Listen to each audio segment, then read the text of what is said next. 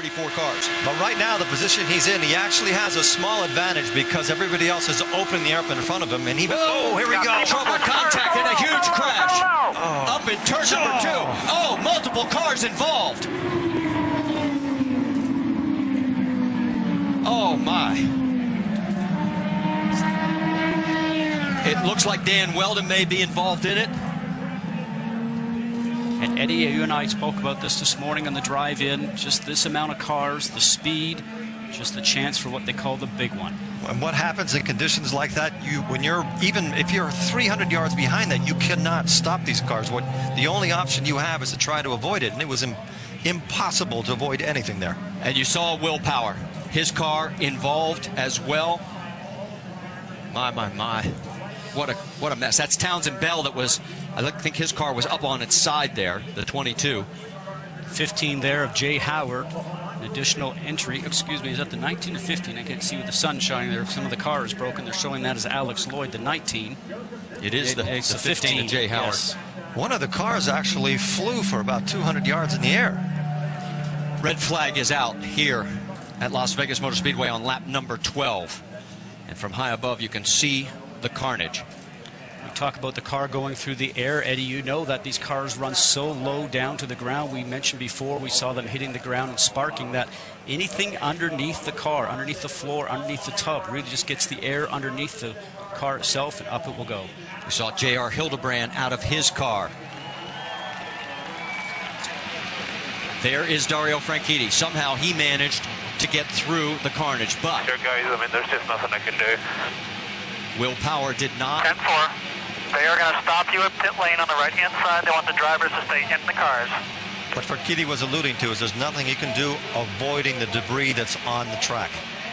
Well, there is debris everywhere. You can see just how many cars are literally torn apart. Absolutely. Okay, this is slow motion from high above. We talked about 3 or 4 wide. Watch Sebastian Zaveja, right? Yes. Little contact right there. Now he's trying to go from the low side to the high, from the high side down low to get going for the turn. Oh. And what ends up happening is that he got stuck back up there, turned around, tried to take another move going down, guys, and the back end started to come around, and that started the chain reaction. He was uncomfortable being on the top lane, and he tried, like you said, there's the car. There's 2 cars that are airborne. This puts IndyCar racing in perspective. This is the horrible accident that everybody has always hoped would never occur. And as we said, 15 cars we now know of involved out of the 34 that started this race. We're under a red flag situation. We'll step aside. We'll stay side by side here at Las Vegas.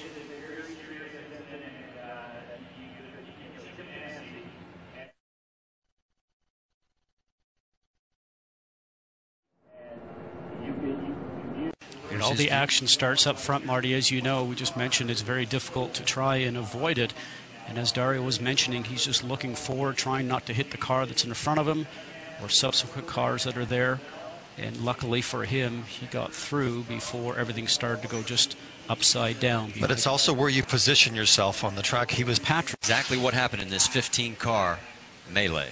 And Eddie, as we know, when you're driving along at these speeds, you're going the length of a football field in less than a second. So if something happens in front of you, you can never have enough reaction time.